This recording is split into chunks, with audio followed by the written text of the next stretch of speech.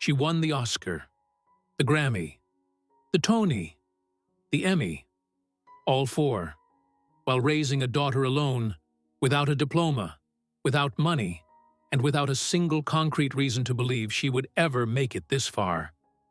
There is a woman the entire world knows by her laughter, by her voice, by a presence that fills any room before she ever opens her mouth. But what the world does not know is the price that was paid for that laughter to exist. The walls that came before the stage, the silence that came before the fame. Because the same woman who would one day stand before the Academy of Hollywood, holding the most coveted prize in American cinema, once went to sleep not knowing if there would be food tomorrow, was turned away by institutions that should have caught her, came close enough to disappearing that the world would never have known what it had lost. And yet she came back, every single time, more whole than before. How does someone who starts with everything against her become a symbol that no one can ignore? What does it truly cost to refuse the entire world and remain exactly who you are? And what happens when the woman who made the whole planet laugh reached the point where she could no longer laugh at anything? To answer that, we need to go back to the beginning. Before the Oscar, before Hollywood, before the name the world learned to say. To a girl in New York City who did not yet know that what she was attempting was impossible, and who, for that reason, did it anyway. She was born Corinne Elaine Johnson on November 13, 1955, in the Chelsea neighborhood of Manhattan. Not the Chelsea of galleries and boutiques that the world knows today, but the Chelsea of cramped hallways, thin walls, and the particular kind of silence that settles over a home where money is always running out and hope is always being renegotiated. Her mother, Emma Johnson, was a nurse and a teacher's aide, a woman of fierce, quiet dignity who raised two children largely alone, after Whoopi's father, Robert James Johnson, Jr., left the family when Whoopi was still young. His departure was not dramatic. It was simply an absence that calcified over time into something permanent, something that shaped the contours of every room Whoopi would ever enter for the rest of her life. She would carry that vacancy in her chest for decades, rarely speaking of it publicly, but letting it bleed quietly into every character she ever played, every broken soul she ever voiced with such devastating accuracy that audiences wondered how she knew. The family moved into the Frederick Douglass Houses, a public housing complex on the Upper West Side. To outsiders, it was a project. To Whoopi, it was simply home. And her mother made it as warm as any home could be when the margins were that thin.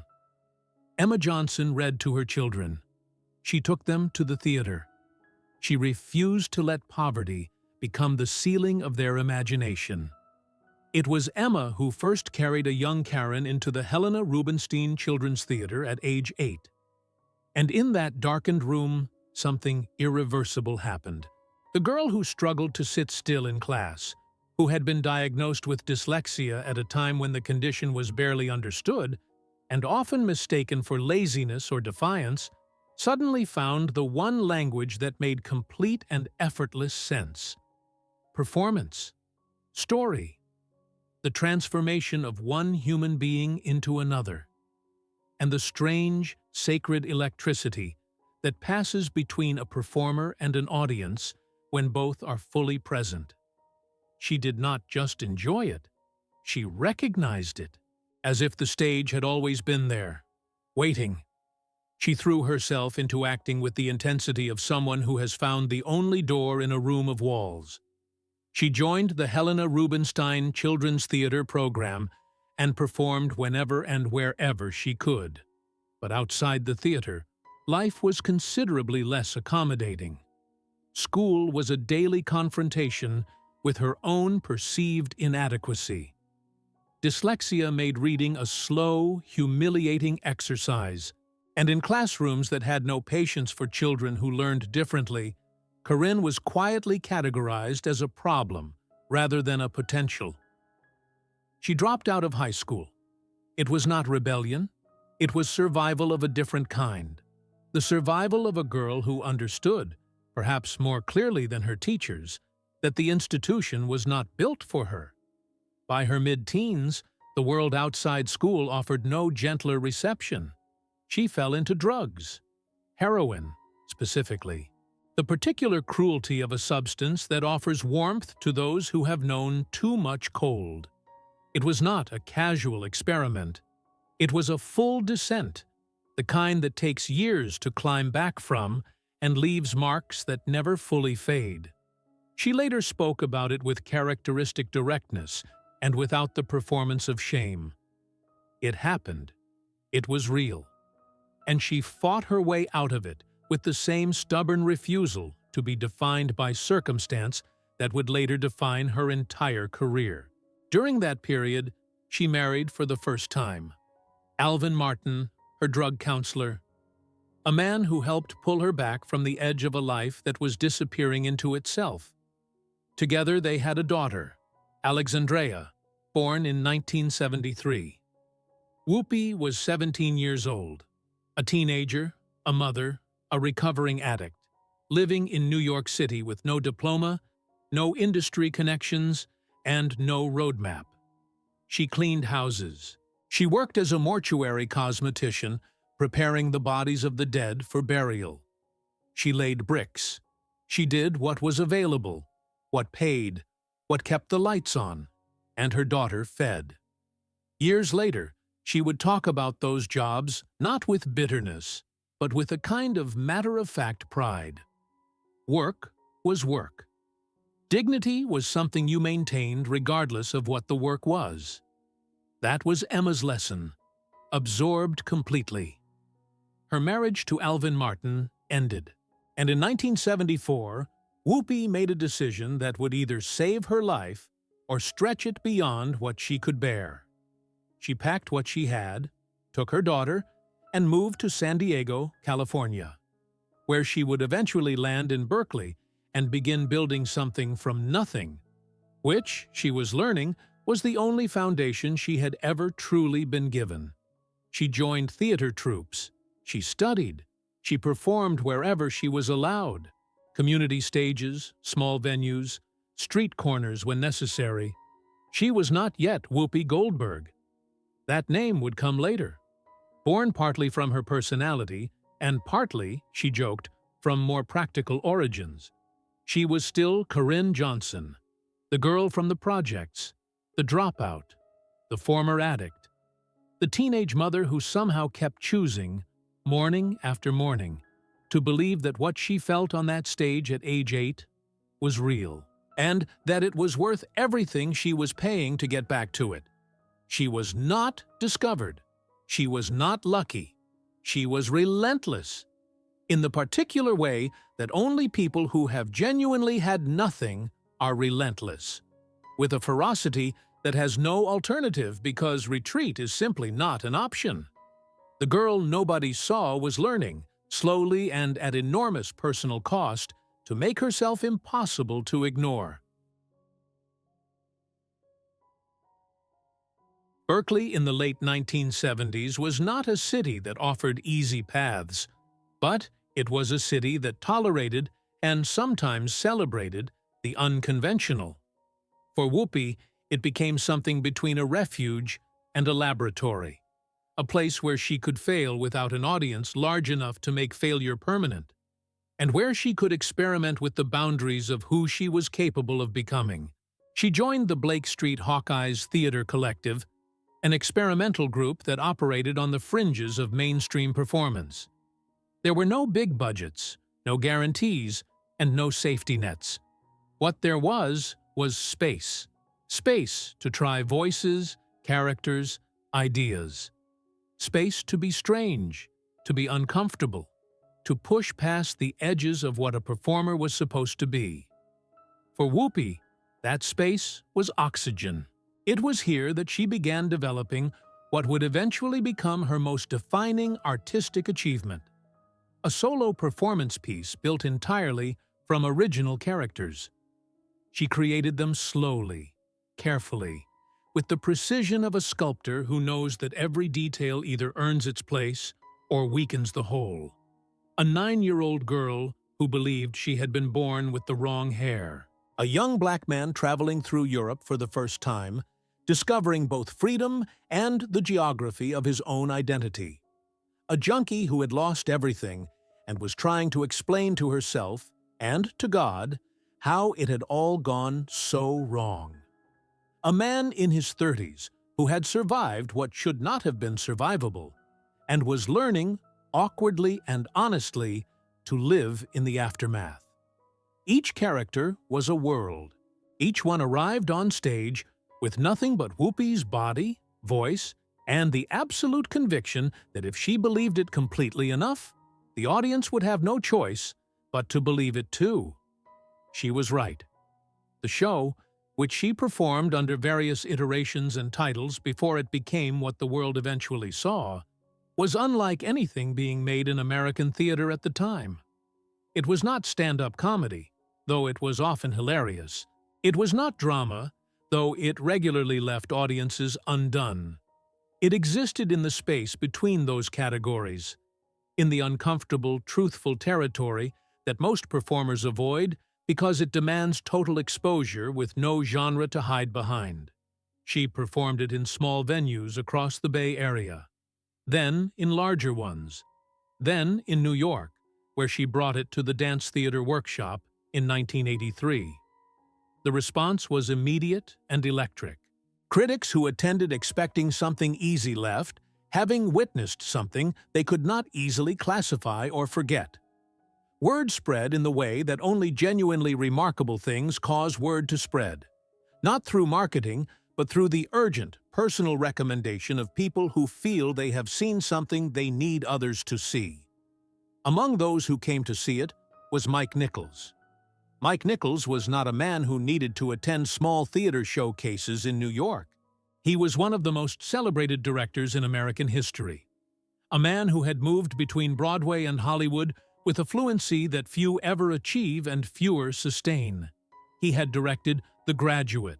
He had won Tonys, Emmys, and the kind of reputation that causes entire rooms to reorient themselves when he enters. He came to see Whoopi Goldberg's show. He watched, and then he did something that changed the entire trajectory of her life. He called her afterward and told her, without equivocation, that what she was doing was extraordinary, that it deserved to be seen by the largest possible audience, that he wanted to help make that happen. It is worth pausing on this moment, because it would be easy to frame what followed as Whoopi's big break, the lucky encounter that launched the career. But that framing misses something important. Mike Nichols did not create Whoopi Goldberg. He recognized her. And recognition is only possible when something is already fully formed enough to be recognized. What he saw that night in that theater was not raw potential. It was a finished work of art, built over years of poverty and discipline and relentless, unglamorous labor. He simply had the power to put a spotlight on what was already burning. What followed was the kind of collaboration that alters careers permanently. Nichols took the solo show and brought it to Broadway. He refined the production values, elevated the staging, and ensured that the piece received the attention and presentation it had earned. The show, now titled Whoopi Goldberg, opened at the Lyceum Theater on Broadway in October 1984. The reception was unlike almost anything Broadway had seen in years. Critics ran out of adequate language. Audiences came and then came back again, bringing others who arrived skeptical and left converted.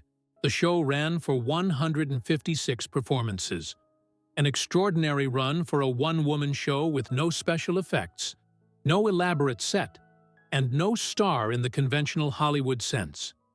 Only a woman, a stage, and an almost supernatural ability to inhabit the truth of other human lives.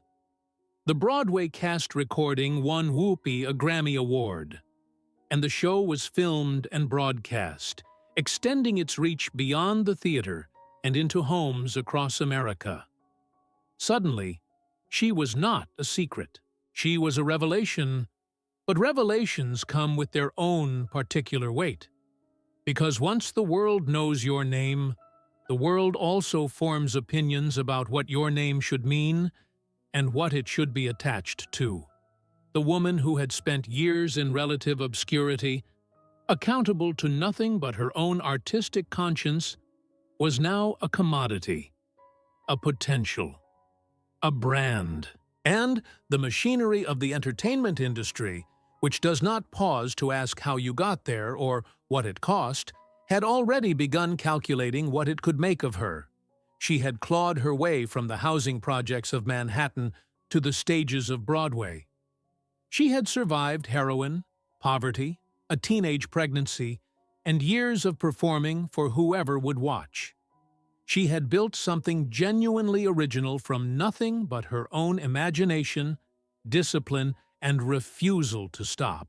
And now, at the age of 29, the world was finally paying attention. The wilderness years were over. What came next would bring her everything she had ever worked toward, and exact a price for it that she could not have fully anticipated. Steven Spielberg was not supposed to be interested in The Color Purple. By 1985, he was the most commercially successful filmmaker alive. Jaws, Raiders of the Lost Ark, E.T. the Extraterrestrial. His films had redefined what Hollywood blockbusters could be, and the industry had rewarded him accordingly. With money, with power, and with the particular kind of reverence that the entertainment world reserves for those who have proven they can turn imagination into profit on a scale no one else can match. The Color Purple, Alice Walker's Pulitzer Prize-winning novel, was something different.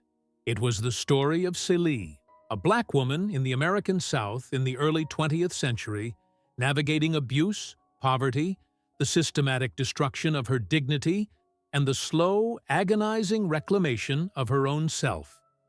It was not an easy story. It was not a comfortable story. And it was absolutely not the kind of story that anyone in Hollywood expected Steven Spielberg to tell. He told it anyway. And when he began casting the role of Celie, he saw Whoopi Goldberg's Broadway show. What happened in the room when Spielberg watched Whoopi perform has been described by those present as something close to a foregone conclusion. He was not auditioning her in any conventional sense. He was confirming what he had already decided the moment he understood what she was capable of. She was Celie, not because she looked a certain way or fit a particular mold, but because the quality that Celie demanded, the ability to communicate an entire interior world through restraint, through silence, through the accumulation of small wounds carried with enormous dignity, was precisely what Whoopi had been training herself to do for her entire career. She was cast. And with that casting, everything changed. The production of The Color Purple was, by any measure, an extraordinary undertaking. The film featured an ensemble that included Oprah Winfrey in her film debut and Danny Glover, and it was shot with the careful, unhurried attention of a director who understood that the story demanded space to breathe. For Whoopi, the experience was transformative in ways that went beyond the professional. Celie was the most demanding role she had ever inhabited. Not physically, though the demands were considerable, but emotionally.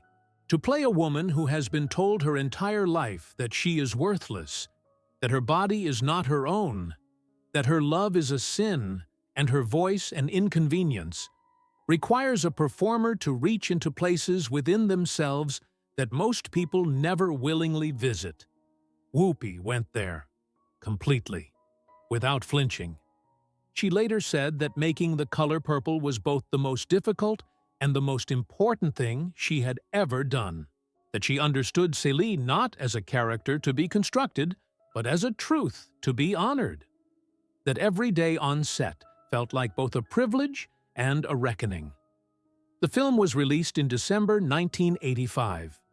The response was enormous.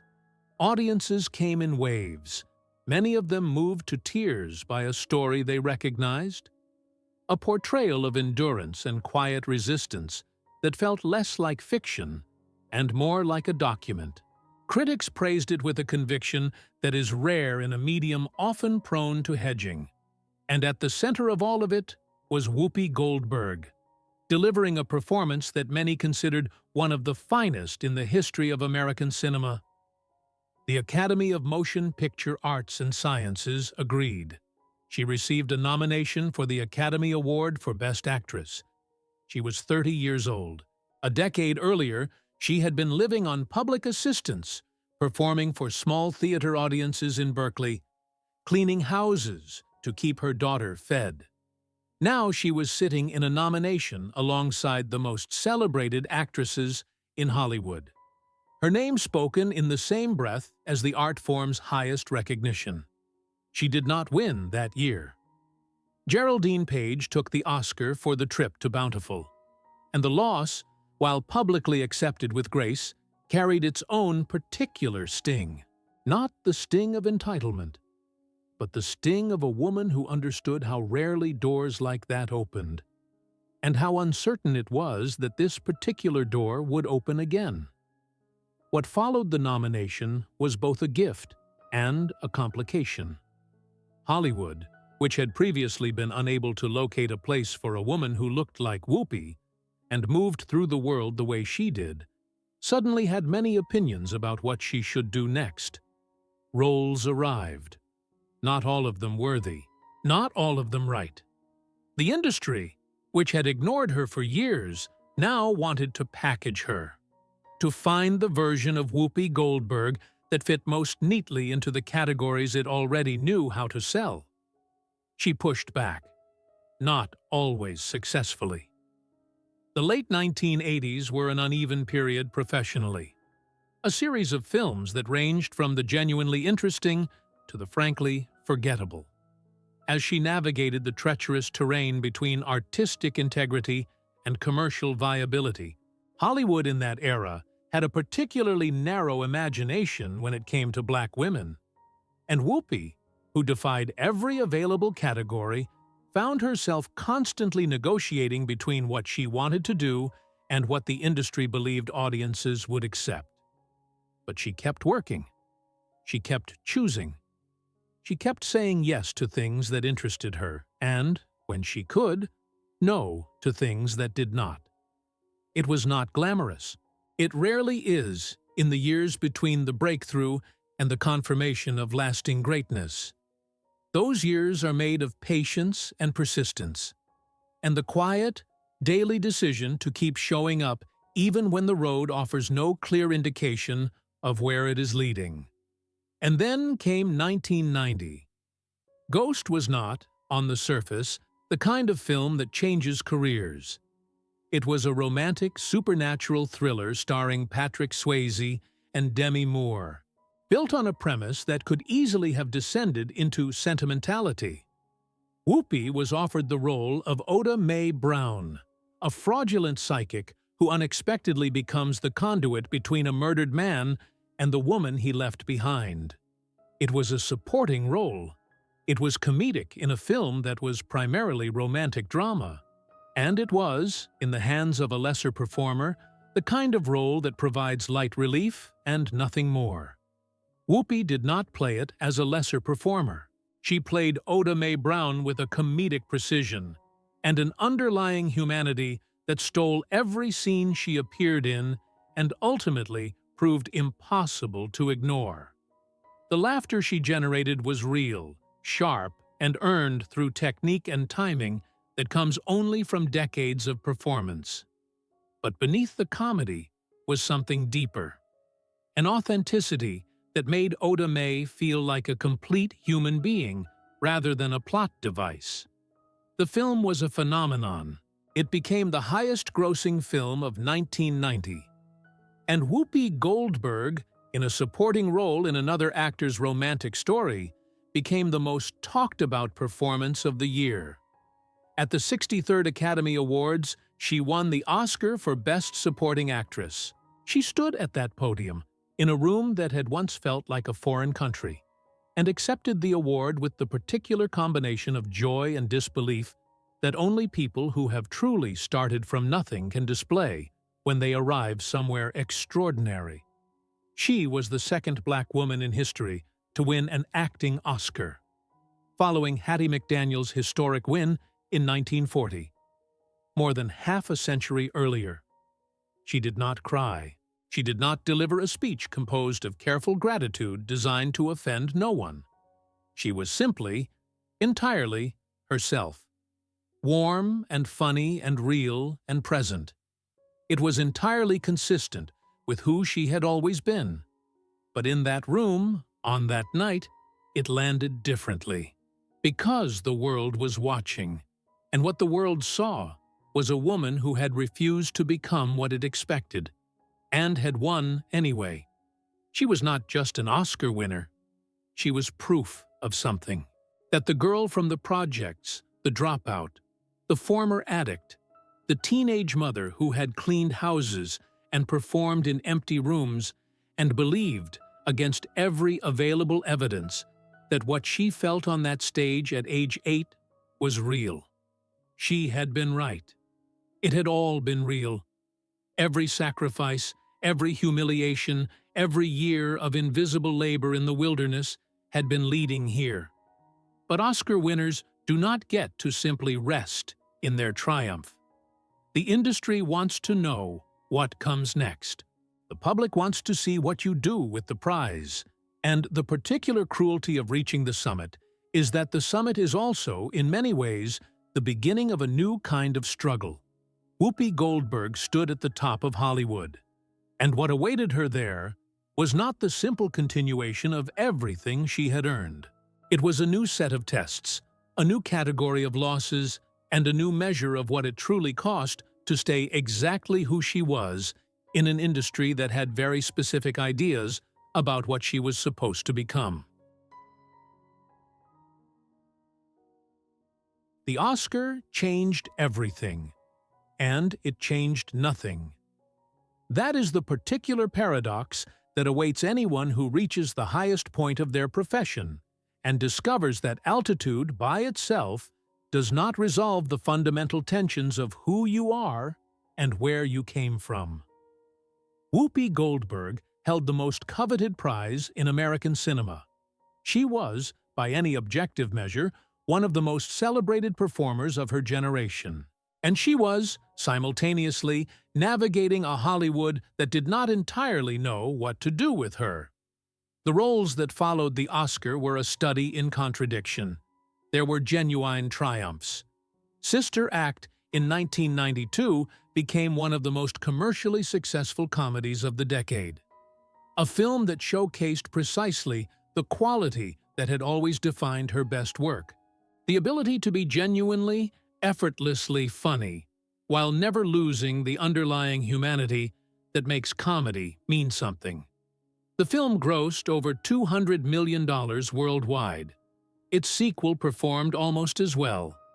For a brief, brilliant period, Whoopi Goldberg was the most bankable comedic actress in Hollywood. But the industry's relationship with that success was complicated from the beginning. Because Hollywood success, particularly for Black women in the early 1990s, was not allowed to be simply success. It came packaged with expectations, conditions, and the constant, exhausting negotiation between what the industry wanted to sell and what the artist wanted to make. The same executives who celebrated her box office numbers were, in quieter rooms, uncertain about what to do with a woman who did not fit the available molds. She was too singular, too specific, too entirely herself. The films became more uneven as the decade progressed. For every Corina, or Boys on the Side, work that genuinely stretched her capabilities and honored the complexity she brought to every performance, there were projects that asked less of her and received proportionally less in return. She was working constantly, which in Hollywood is itself a form of success. But the work did not always deserve her. She made choices that surprised people. She defended positions that made industry colleagues uncomfortable. She spoke her mind in rooms and on stages where speaking one's mind was understood to be professionally inadvisable. Each time, there were consequences. Not always immediate, not always visible to the public, but real, in the way that reputation operates as currency in an industry where relationships determine opportunity. And then came The View. Barbara Walters launched The View in 1997 as an experiment in a format that had rarely been attempted at that scale. A daily roundtable of women with genuinely different perspectives, discussing the news, culture, and the texture of contemporary life with the kind of honesty that most television carefully avoided. Whoopi joined as a co-host in 2007, and what happened next was one of the more fascinating transformations in American television history. The talk show format suited her in ways that surprised even those who knew her work well, because what The View demanded was not performance in the theatrical sense, but the rarer and more difficult skill of being genuinely present, genuinely reactive, genuinely herself in real time. Without a script, without a character to hide behind, without the safety net of a rehearsed performance. It demanded exactly what she had been doing since she was a teenager in Berkeley, showing up completely, saying what she actually thought, and trusting that honesty, however inconvenient, was more valuable than comfort. She became, over years of daily television, something she had never quite been before in the public consciousness. Not a character, not a star in the conventional sense, but a presence, a voice, a woman whose opinions people actively sought out and actively argued with, which is, in its own way, the highest form of cultural relevance. But The View also placed her in a particular kind of exposure that the theater and the film set had never required. Every day, on live television, she was required to have opinions about everything. And Whoopi Goldberg, who had never been inclined toward caution, had opinions, fully formed, unhedged, sometimes deliberately provocative opinions. Some of them landed with the force of genuine insight. Others detonated in ways she had not anticipated, generating controversies that followed her for years and occasionally threatened to define her more permanently than she deserved. The most significant of these moments came in 2022, when a comment she made on air about the Holocaust, attempting to discuss the nature of race and racism in historical context, was widely condemned as deeply insensitive and factually wrong. The backlash was immediate and severe. ABC suspended her from the show for 2 weeks. The criticism was global, and Whoopi, who had spoken imprecisely about one of history's most documented atrocities, found herself at the center of a storm that no amount of subsequent clarification could fully calm.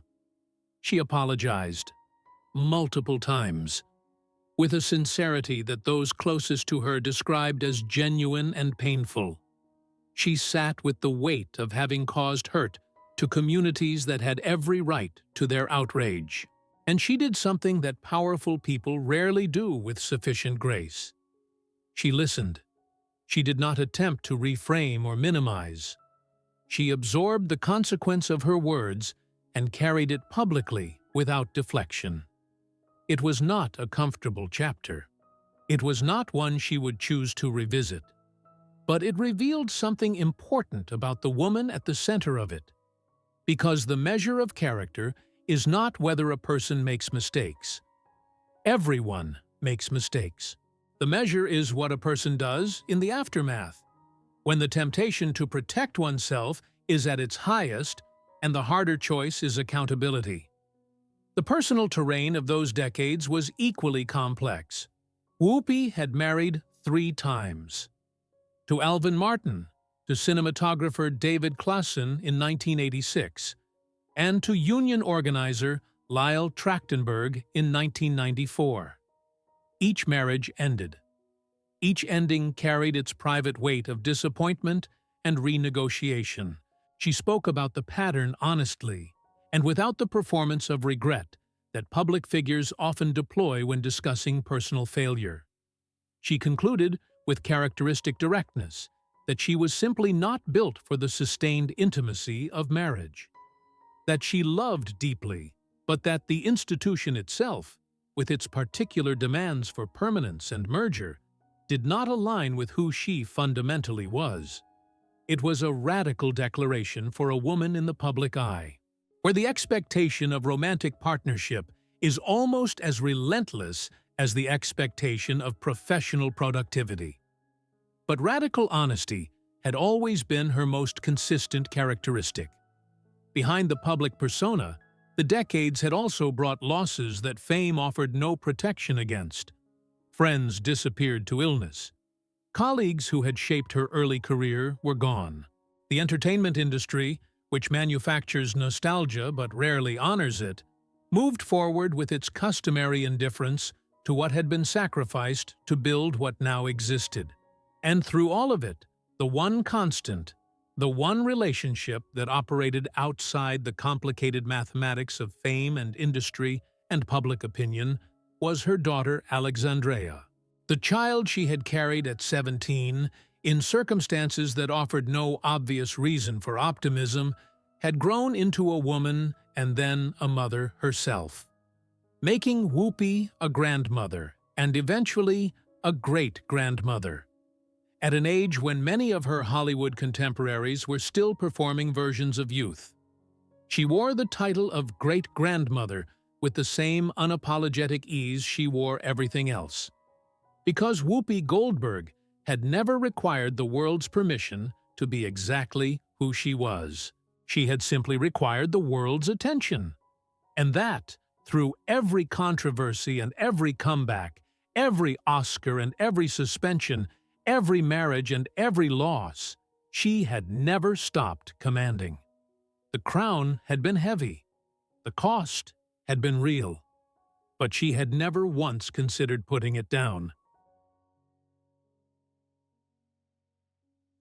There is a particular kind of endurance that does not announce itself. It does not arrive with trumpets or acceptance speeches or the clean narrative arc of a comeback story.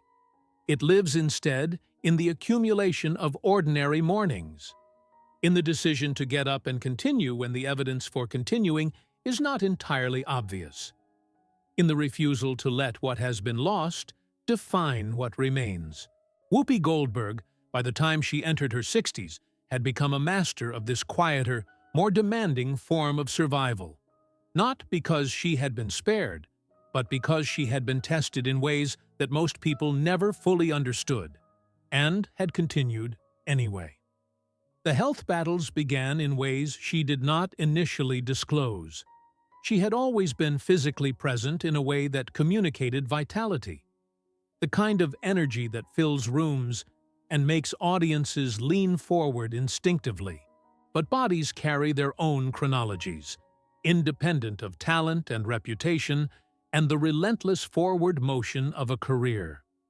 In 2019, Whoopi came as close to death as she had ever been. Sepsis, pneumonia in both lungs. The combination arrived without adequate warning and progressed with terrifying speed.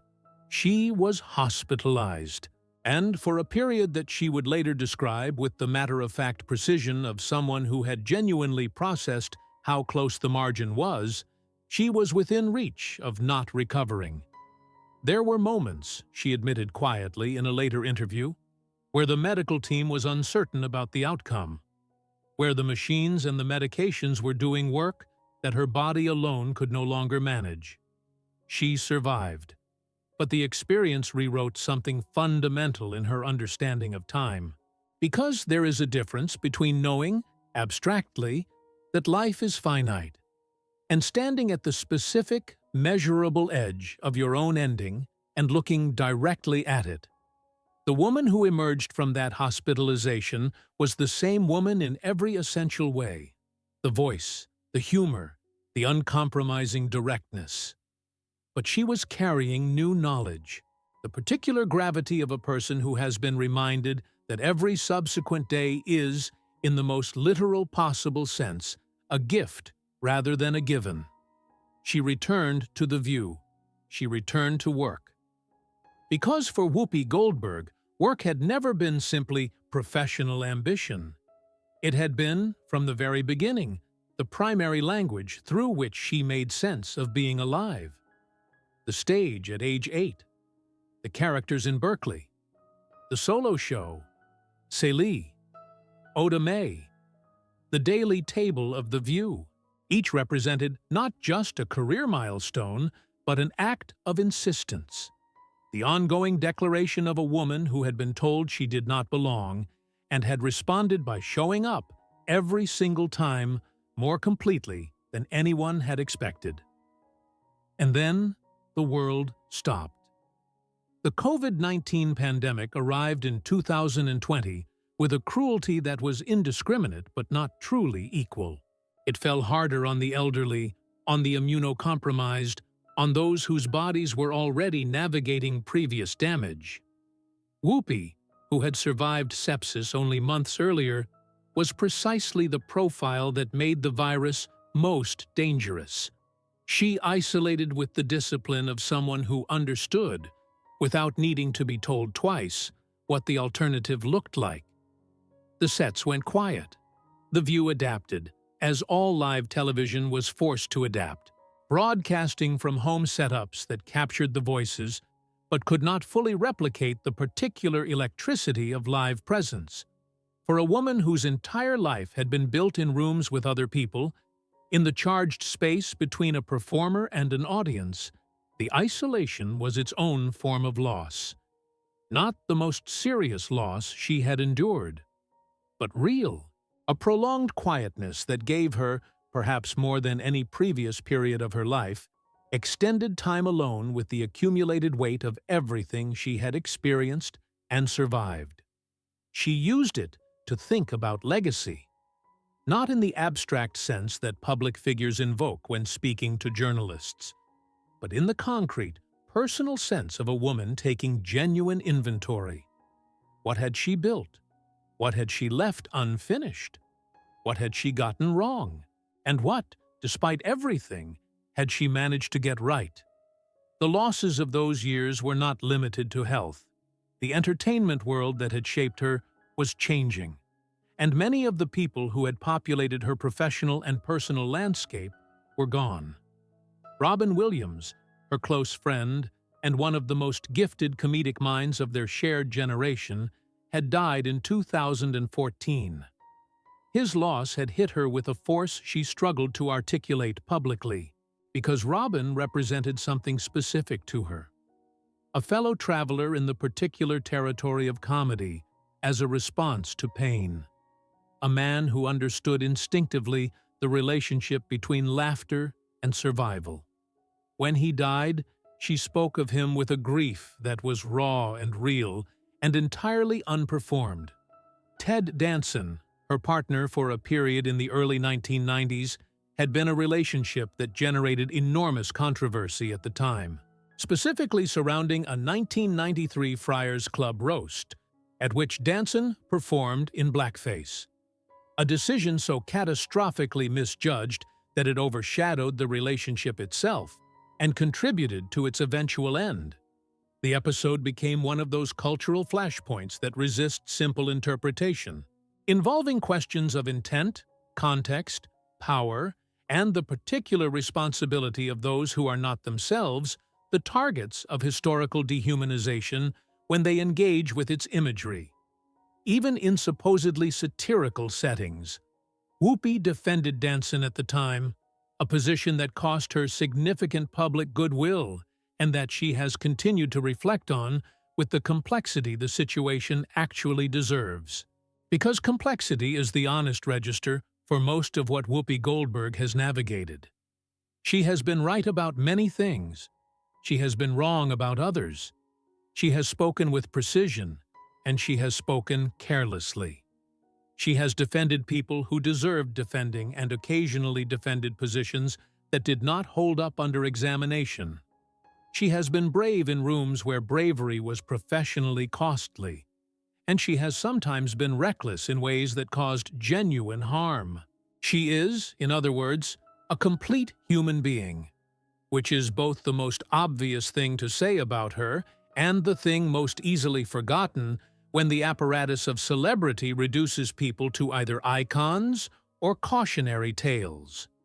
What has remained consistent through every controversy and every comeback, every health crisis and every professional reinvention is the quality that was present in that darkened theater on the Upper West Side when she was 8 years old. An absolute, unshakable commitment to showing up as herself. Not a managed version. Not a strategically softened version designed for maximum palatability.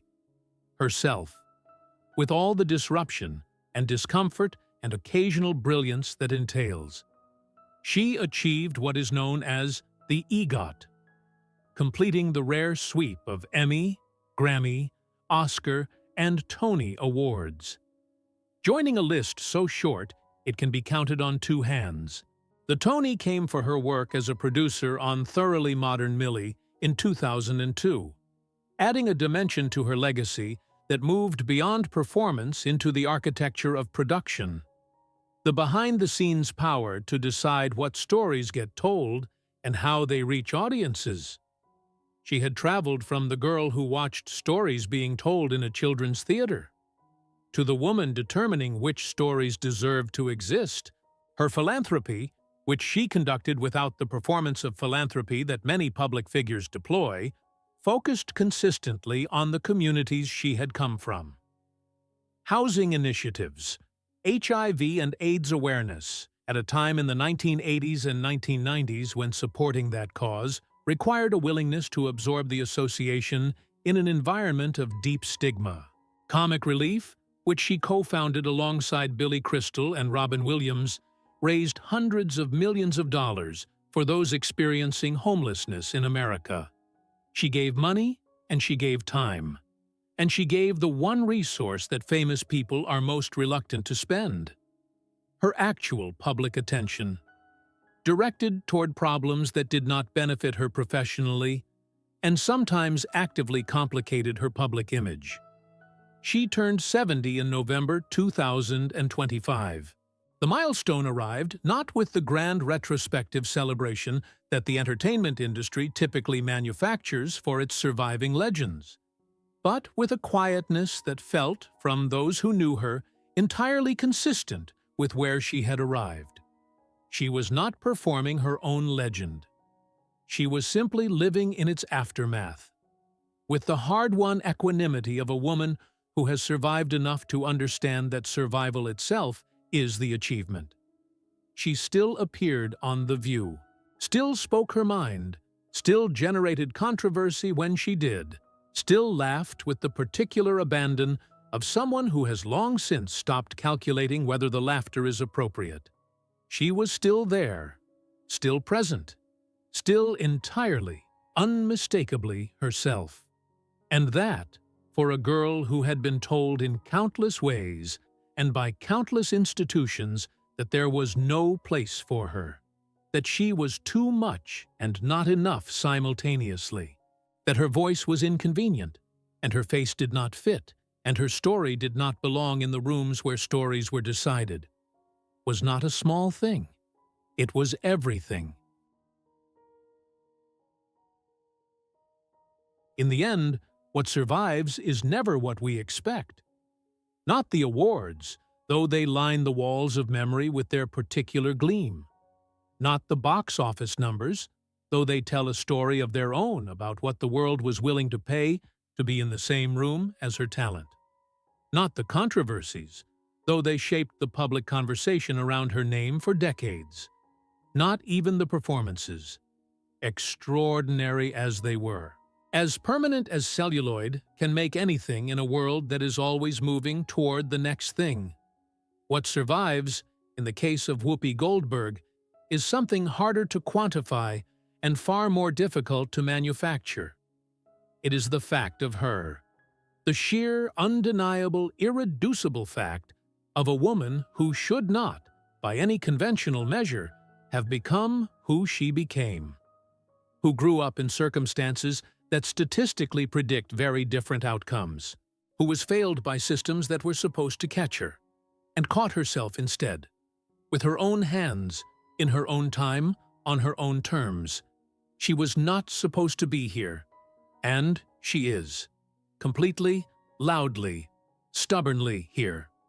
That is not an accident of talent, though she has talent in abundance. It is not an accident of timing, though timing played its role. It is the consequence of a decision made and remade every single morning, across 7 decades of a life that offered regular and compelling reasons to stop.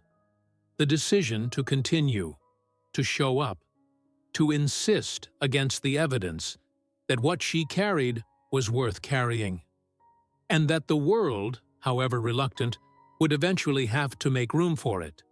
Consider what that insistence required. It required surviving a childhood in which the father simply left, and the absence became a permanent resident of every room she entered. It required surviving poverty without the luxury of imagining that poverty was temporary. It required surviving addiction at an age when the neurological damage alone should have narrowed what was possible. It required surviving teenage motherhood without a safety net, raising a child while barely being one herself, and doing it with sufficient grace that the daughter grew up to become a woman of genuine accomplishment.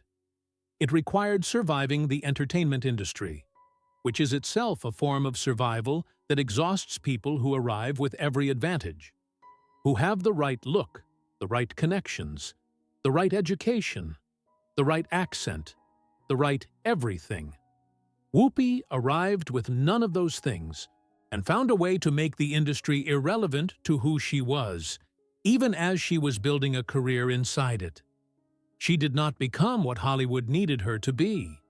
She became what she had always been, and waited, with varying degrees of patience, for Hollywood to catch up. And when Hollywood did catch up, when the Oscar arrived and the global recognition followed, and the talk show platform gave her a daily audience of millions, she used it the way she had always used every stage. Not to perform safety, not to give the audience the version of herself they had already decided they wanted, but to be genuinely, consequentially present, to say what she actually thought, to laugh when something was funny and refuse to laugh when it was not, to hold opinions that cost her something, and pay the cost without excessive drama.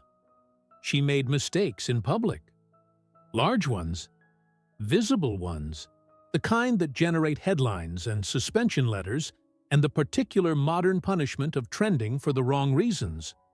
She apologized when apology was warranted. She held her ground when holding her ground was honest. She did not always get the balance right, but she always engaged. She never retreated into the managed silence that fame makes available to those who can afford never to say anything real again. That refusal to retreat is, perhaps, her most underrated contribution. Because there is a version of Whoopi Goldberg's life that takes the Oscar and the EGOT and the commercial success and uses them to purchase a careful, comfortable, controversy-free existence on the far side of genuine risk.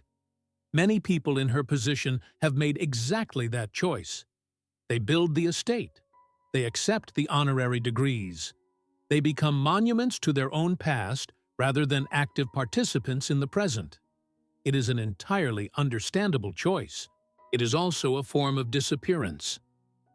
Whoopi never disappeared. Not during the health crises. Not during the controversies. Not during the losses that accumulated over decades with the particular cruelty that time reserves for those who live long enough to watch their world change around them. She remained, in every essential way, present, opinionated, engaged, willing to be wrong in public rather than carefully right in private. She is a great-grandmother now. She carries in her body the consequence of a double pneumonia that nearly ended her, a spine that has been tested by decades of physical performance, and the particular weight of having outlived people whose gifts deserved more time than they received. She moves through the world more carefully than she once did. She chooses her battles with slightly more deliberation, but she still chooses them. What she leaves behind, when the full accounting is eventually made, will not fit neatly into the categories that entertainment journalism prefers. It will not be reducible to a list of roles, or a box office total, or a cultural moment, however significant. What she leaves behind is something closer to a proof of concept. Evidence accumulated over 7 decades that the girl from the Frederick Douglass houses was right, that the stage was real, that the instinct she followed into that darkened theater at age 8, the instinct that told her this was where she belonged and who she was meant to be, was not a fantasy, but a fact. She proved it, not once, in a single defining moment of triumph, but continuously, across a lifetime of ordinary mornings and extraordinary circumstances. In the unglamorous space between the victories where most of a life is actually lived. That is the part that does not make the highlight reel. The part where you get up again, not because the narrative demands it, but because you simply do not know how to do anything else. Whoopi Goldberg does not know how to do anything else, and in a world that offers endless, sophisticated reasons to stop, to retreat, to manage your image and protect your comfort and settle into the monument version of yourself. That stubborn, irreducible refusal to stop is not a small thing to leave behind. It is the whole thing. It is everything. If her story moved you, share it. Because the most powerful legacies are not preserved in museums or award cases. They are kept alive in the people who carry them forward. Subscribe. And join us in honoring not just the legend, but the extraordinary, imperfect, indestructible human being inside it.